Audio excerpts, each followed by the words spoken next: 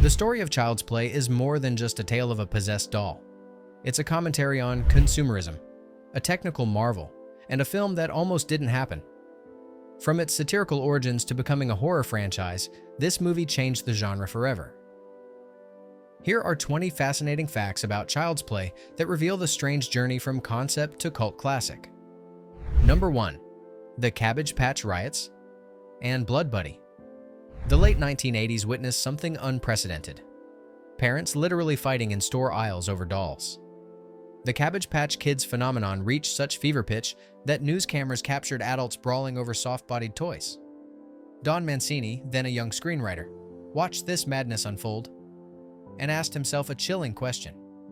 What happens when our obsession with giving children the perfect toy goes too far? This social commentary became the foundation of his screenplay.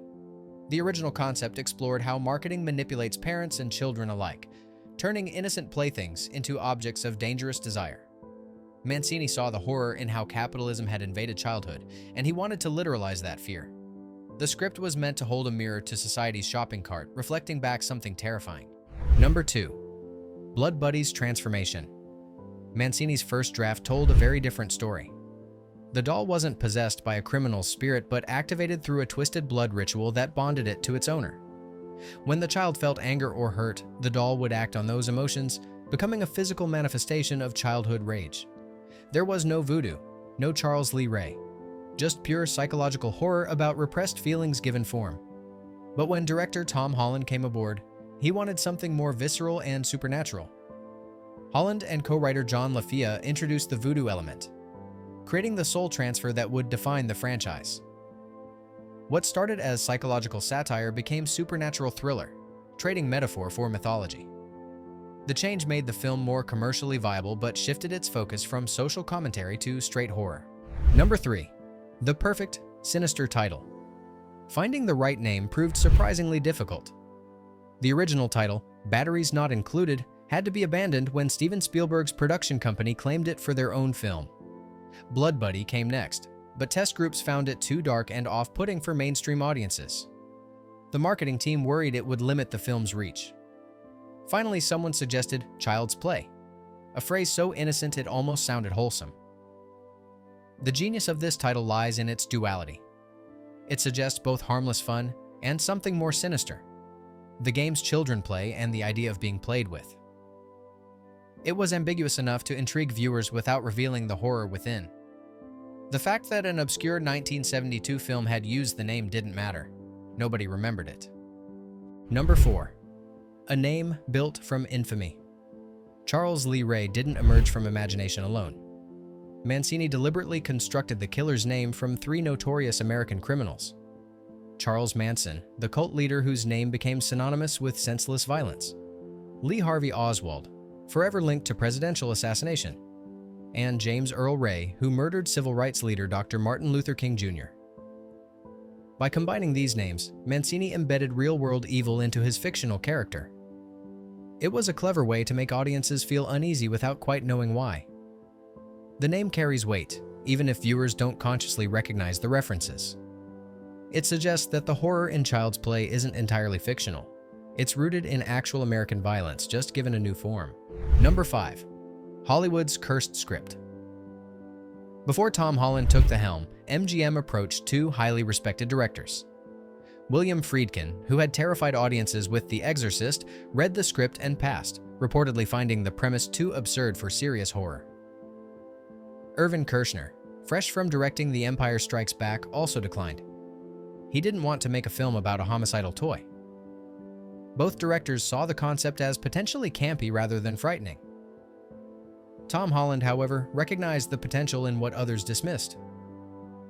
Coming off the success of Fright Night, he understood how to balance horror with dark humor, taking the material seriously enough to make it scary while acknowledging its inherent absurdity.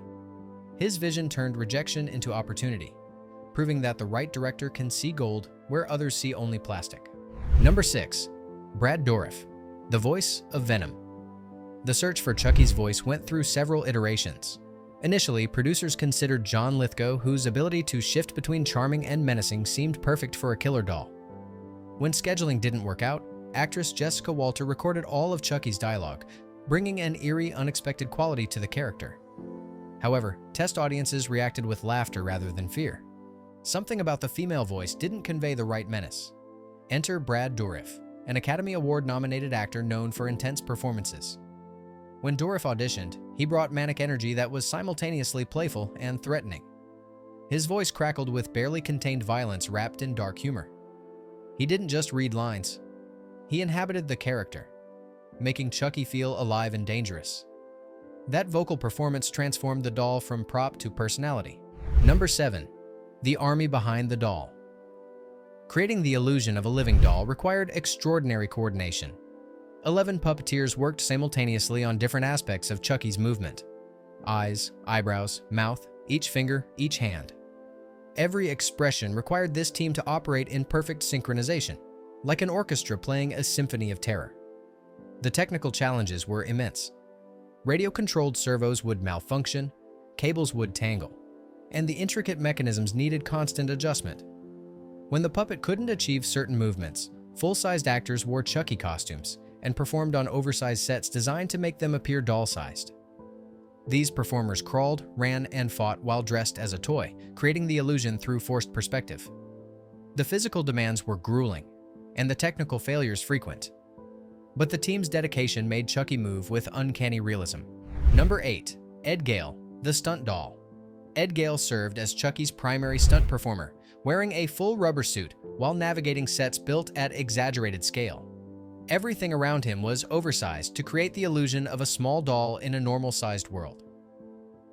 For the film's climactic fire sequence, Gale performed in actual flames. No digital effects, no safe substitutes, just carefully controlled fire and protective gear. He could only endure short takes before the heat became dangerous. During one fireplace scene, equipment failed, and Gale fell several feet, landing hard on his back. The injury was real, but the shot was kept. While Chucky received all the attention, Gale bore the bruises, burns, and broken bones that made the character believable. His commitment to practical effects helped ground the supernatural story in physical reality. Number 9. Filming in the Frozen City. Filming in Chicago during winter added unintended authenticity. The cold wasn't simulated. Actors genuinely shivered, their breath visible in every outdoor shot. Chris Sarandon delivered intense monologues in sub-freezing temperatures until his voice grew hoarse from shouting over wind.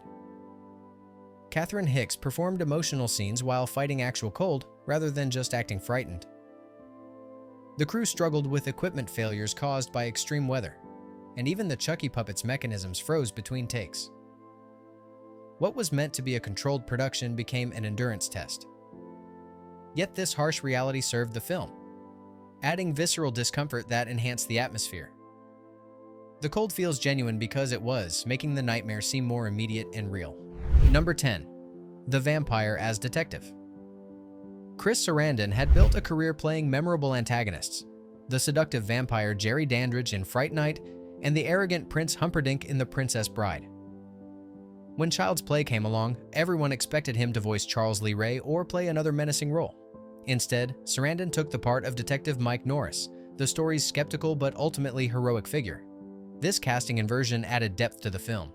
Audiences familiar with Sarandon's previous roles brought certain expectations that the film subverted, creating interesting tension. As Norris, Sarandon portrayed weariness and determination, grounding the supernatural horror in human emotion. His performance provided an anchor for viewers, a relatable perspective in an increasingly bizarre situation.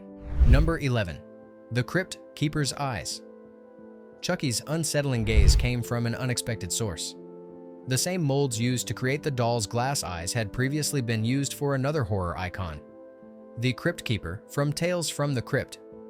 Special effects artist Kevin Yeager designed both characters, and he reused the eye molds for efficiency and consistency. This connection means two of horror's most recognizable faces literally see through the same windows.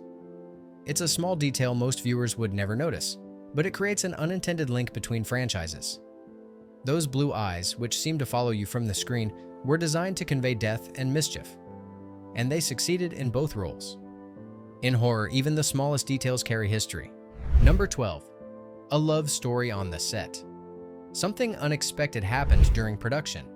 Catherine Hicks, who played Andy's mother Karen, and Kevin Yeager, who designed and built Chucky, fell in love. While Hicks spent her days acting terrified of the doll, Yeager spent his perfecting every mechanical detail that made Chucky frightening. Between takes and technical adjustments, they connected. The relationship that began on a horror film set led to marriage, and decades later, they remained together. It's an unusual love story, the actress and the monster maker. But it speaks to how intense film productions create lasting bonds. While Child's Play created nightmares for audiences, it created something genuinely beautiful for two of its creators. Number 13. Chucky murders a brand. An unfortunate coincidence caused real-world chaos. A California appliance retail chain called The Good Guys suddenly found itself bombarded with strange phone calls after the film's release.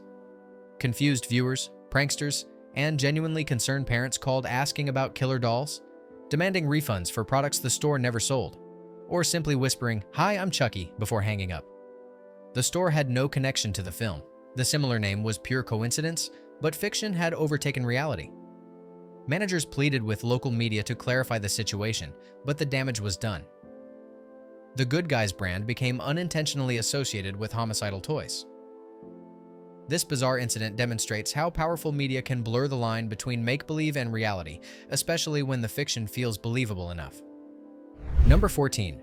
Protests and profit. When Child's Play premiered, protests erupted outside theaters. Parent groups and religious organizations carried signs condemning the film, claiming it would traumatize children and glorify violence. News coverage amplified the controversy, giving the protests national attention. The irony? Child's Play was rated R. Children couldn't legally see it without adult supervision. The outrage was based on principle rather than actual exposure. But controversy is publicity, and MGM couldn't have designed better marketing. The protests made the film seem dangerous and transgressive, exactly what horror fans wanted. Ticket sales surged as curious audiences decided to see what the fuss was about. The protesters intended to kill the film. Instead, they gave it life. Number 15. The studio that threw away $44 million. Child's Play exceeded all expectations at the box office. Made for roughly $9 million, it earned over $44 million domestically, becoming one of 1988's most profitable films. For United Artists and MGM, it should have been a franchise starter.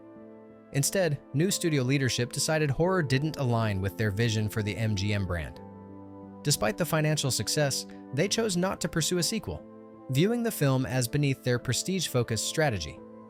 Universal Pictures recognized the opportunity MGM was abandoning. They acquired the rights and greenlit Child's Play 2, launching a franchise that has spanned decades, multiple sequels, a remake, and a television series. MGM's rejection of Chucky based on image concerns became Universal's goldmine, proving that one studio's trash can become another's treasure. Number 16. The Lost Director's Cut. Tom Holland's original cut ran significantly longer than the theatrical release, reportedly close to 2 hours. This version approached the story as psychological mystery, leaving viewers uncertain whether Chucky was genuinely alive or merely a projection of Andy's trauma and grief.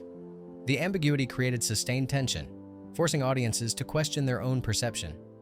Early test screenings revealed audiences growing impatient with the slower pacing and lack of clear answers.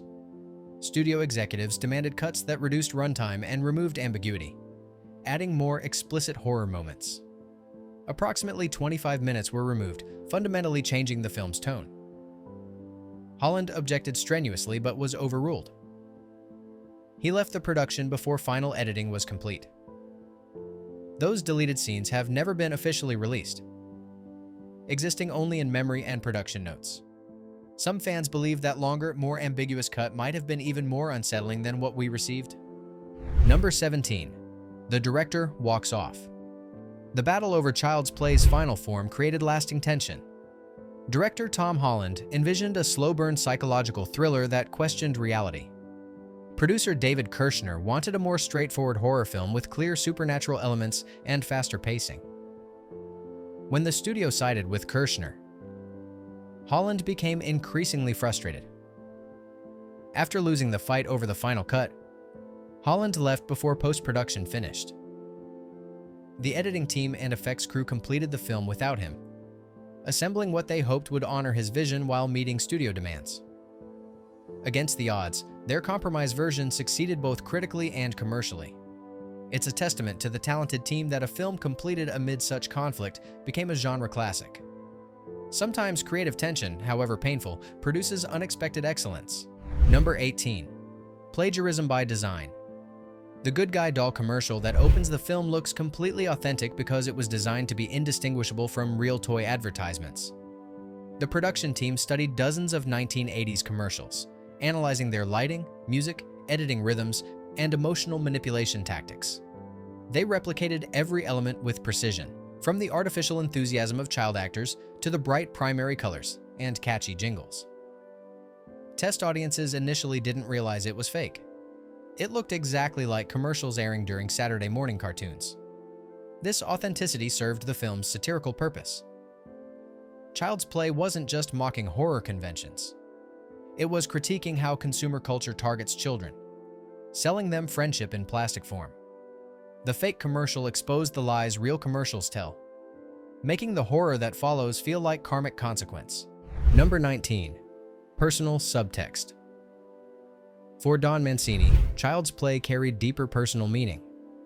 Growing up gay with a demanding father, he understood what it meant to hide your true self behind an acceptable facade. Chucky's dual nature, cheerful toy exterior concealing violent, transgressive interior, served as metaphor for Mancini's own experience. The Good Guy doll, that's anything but good, reflected the pressure to perform normalcy while suppressing authentic identity. In later films, as Mancini gained more creative control, he made these themes increasingly explicit, eventually introducing queer characters and commentary. But even in the original film, that subtext exists for those looking. Chucky represents the danger of repression, the violence that emerges when people are forced to hide who they really are. Horror becomes metaphor, and the monster becomes mirror. Number 20. The Buried Song. Composer Joe Renzetti and lyricist Simon Stokes created an original jingle for the Good Guy dolls, a sickeningly cheerful song about friendship and fun. The plan was to play this over the end credits, creating disturbing contrast between the upbeat melody and the horror audiences had just witnessed. Test screenings didn't go as planned.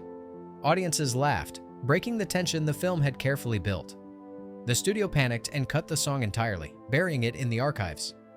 For years, it remained forgotten until the 2019 Child's Play remake revived the concept, featuring Mark Hamill performing the Booty theme song. The original jingle finally found its purpose, proving that good ideas sometimes just need time and the right context to work. Bonus fact: the man who gave Chucky life. Brock Winkless served as Chucky's primary puppeteer, operating the doll's facial expressions and subtle movements that made it feel alive. His skill brought personality to latex and wires. Tragically, Winkless suffered from muscular degeneration that gradually robbed him of the hand control that defined his craft. As the condition progressed through the sequels, he adapted, training other puppeteers to execute movements he could no longer perform himself while he directed through verbal instruction. He continued working despite his deteriorating condition, determined to maintain Chucky's character. When Winkless died in 2015, colleagues remembered him as the artist who gave soul to plastic. The cruel irony remains. The man who made audiences believe a doll could move and feel slowly lost his own ability to move. Yet he never let the character he created lose its life. Child's Play began as social satire and became horror legend. It transformed consumer anxiety into supernatural terror, proving that the scariest monsters sometimes wear the most innocent faces. From its troubled production to its unexpected success, from studio abandonment to franchise resurrection, the story of Child's Play mirrors its own plot. Something dismissed as mere toy became something impossible to destroy. The film holds up because beneath the scares lies genuine commentary about childhood, consumerism, and the masks we all wear. Chucky endures because we recognize the fear he represents. That innocence itself might be the greatest deception of all.